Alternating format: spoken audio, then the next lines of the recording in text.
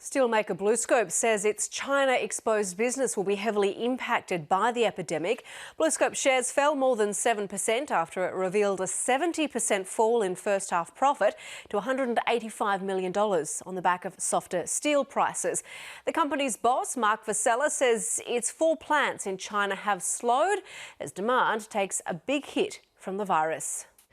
Mark Vassella, welcome to the business. Thank you. Mark, a 70% fall in net profit, obviously not ideal. Is it recoverable? What we forecasted our last set of results was that we were expecting steel spreads to fall, and we've seen that happen. So iron ore and coal costs have remained higher, steel prices have come off. Our result of $302 million was in fact a bit better than the market was expecting. So we saw a bit of a strengthening towards the end of the half. One of the challenges of dealing in the steel industry is you run through cycles, and right at the moment we're at a low point of the spread cycle, which is why the number is off. But that's also very important for us to maintain the strength of the business. The future, obviously, though, slightly concerning our coronavirus really impacting BlueScope Steel's production in China.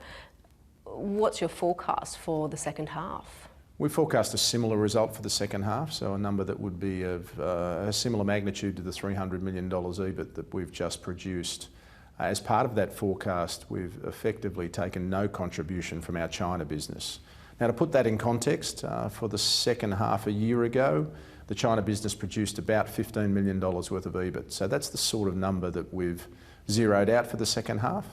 But yes, we've certainly seen a disruption to our business in China, no doubt about that. So are you expecting to have zero production out of China for the next 6 months? No, not zero production. We certainly were heavily impacted in February, post the China New Year holiday, where effectively our businesses were shut for 2 and 3 weeks. So yes, certainly saw no production at that time. All of our people, and I should say firstly, our people are healthy, which is fantastic. We've had a team up there that have done an amazing job of making sure our people stay healthy, and a fantastic transition to work program as they've come back to work.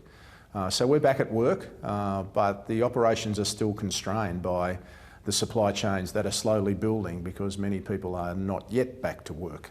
So the conclusion we've come to is that it's probably just best for us to assume we'll have no contribution from an EBIT point of view in the second half, but certainly our factories are back and operating. The unknowns for coronavirus are vast and large. At what point in time do you start to really panic about how big a problem this can be for BlueScope Steel, but indeed your supply chains, the global economy? I must say to date, it's not been a material impact on us. We're not yet seeing anything that would cause me to panic.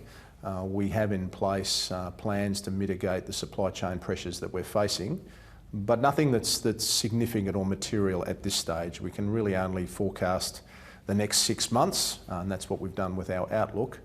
Beyond that, it gets a bit more challenging. BlueScope Australia has in a lot of ways benefited from the trade negotiations between the US and China. Do you see those benefits continuing even if a trade deal is reached between those two nations? Yes, I think our position as a trusted partner in North America, our contribution as a manufacturer, a steel manufacturer, and a company that adds value, employs more than 3,000 people in North America, I think that's recognised and acknowledged. So we're not just an importer of product, we're voting with our chequebook, making the biggest investment we've ever made from a capital project point of view at Delta right now with the North Star investment. So we're seen as a local manufacturer and a local steelmaker, and that holds us in good stead when we go and talk to the administration. In Australia, we seem to be seeing an uptick in the housing sector. How's that impacting BlueScope? Are you seeing any flow-on effect? We had a good first half, particularly in terms of our domestic demand in Australia. We're very much exposed to the standalone housing segment, the alterations and additions, the restoration segment. That's where our branded products like Colorbond and TrueCore are particularly well suited. Mark Vassella, it's been great to speak to you on the business. Thank you. Thanks, Rachel.